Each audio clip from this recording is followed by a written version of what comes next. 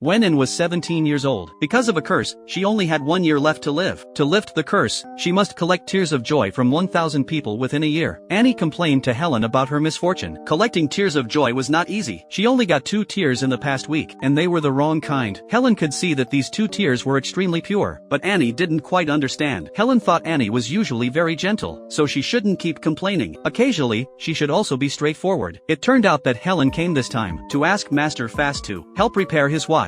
Fast could sense that the elfin energy on the watch was very weak. Helen was heartbroken, thinking the watch was beyond saving, but Fast asked Annie to take Helen to a clock shop. Annie knew that the craftsmanship of the watchmaker there was super excellent, and perhaps the watch could still be saved. So while the watchmaker was repairing the watch, the 2 of them helped look after the shop outside. Annie didn't understand why they didn't just get a new one. Nowadays, good-looking and cheap watches could be seen everywhere, but Helen didn't want to, because he had already developed a sentiment for it. Helen couldn't understand why Annie was so calm when she was about to die. Helen couldn't be so optimistic. If Annie died, she would be very sad. Annie suddenly realized that Helen had never changed. When she was a child, she fought with 3 boys, and got beaten up all over. Helen cried sadly, feeling that she looked so painful and pitiful, but Annie hoped Helen would stop crying. She wanted to see more of Helen smile,